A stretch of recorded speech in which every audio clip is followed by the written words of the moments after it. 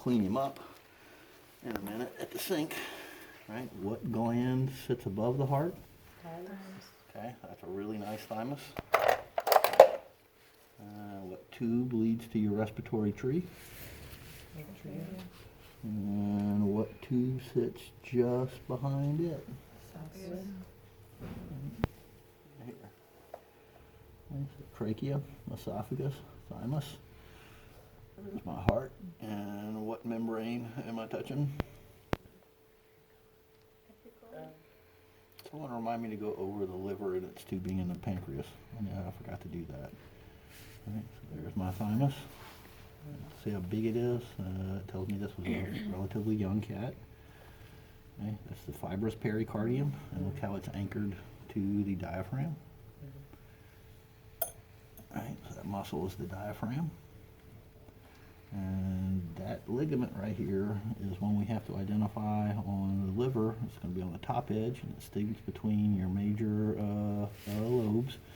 Do not name lobes on kitty cat liver. Just say liver. Right? They're different from ours. If you put the wrong one down, I'm going to take points off. That would be our falciform ligament. Okay, there's our liver. Don't confuse it with spleen. Okay.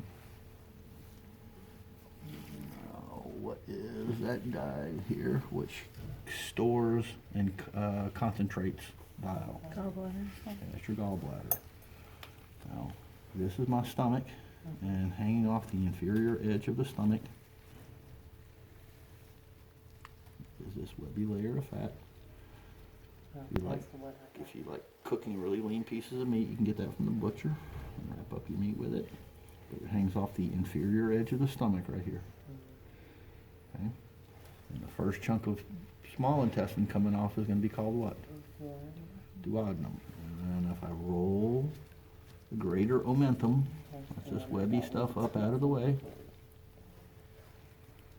Look at what you can see in the crook of the duodenum. Okay. There's my duodenum right here. There's my pancreas. Okay. And I'd ask whoever's got the best video, because you got the best shot, just make that available to the rest of the class. All right, now this is small intestines, and this is the cat's large intestine right here. It starts here and curves underneath and goes toward the rectum. That's my first chunk of large intestine, and that's my last chunk of small intestine. So that has to be my ileum, and that has to be the cecum. Okay, and we have a connective tissue membrane here, greater omentum. It's got to be down for you to see the spleen. And to see pancreas and the mesentery, the connective tissue membrane that you see between the small intestines. And, I got to fold it up out of the way. So that's all the mesentery.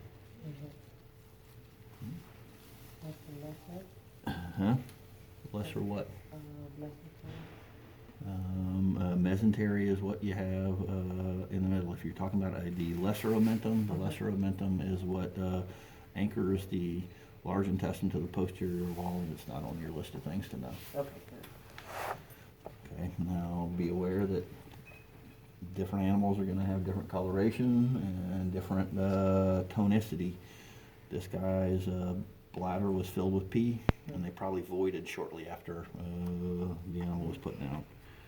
That's our urinary bladder. What do you call the tube that comes from the urinary bladder toward the kidney? Okay, so urinary bladder, and I got a tube that goes toward the kidney. That would be my ureter. Sometimes the blood vessels dissect out really well. It just depends. Those aren't a focus. It just depends on an individual animal.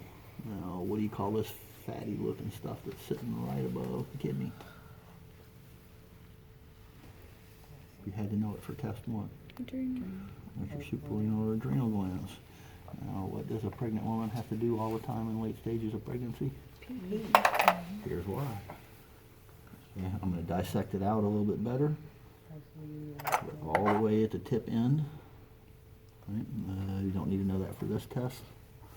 That is the broad ligament. here. That little rounded guy is the ovary, right there. What do you call that tube? Thank you for making that mistake. Don't do it on the test. Okay. Kitty cats can have lots of babies at one time. So this is going to be our right uterine horn. And there's the body of the uterus. So the bladder has to be rolled back this way for you to see the body of the uterus. I'll dissect out the other ureter in a bit. Urinary bladder. And what do you call the tube that goes toward the external urogenital orifice? Urethra. That's the urethra. And back here, I don't know if it's on your list or not, that's the vaginal canal. And that's most of what we want you to know. Sometimes we pick some extra bonus things, and it'll be something like abdominal aorta or inferior vena cava, something that's unmistakable. As a general rule, arteries don't trap blood, and they tend to be a little bit clearer, and veins, because their valves tend to trap blood, and they're going to have more of a recently dried blood appearance, kind of like the liver does. Most often missed things are the connective tissue membranes, screwing them up, confusing liver and spleen, right? And forgetting what your thymus is.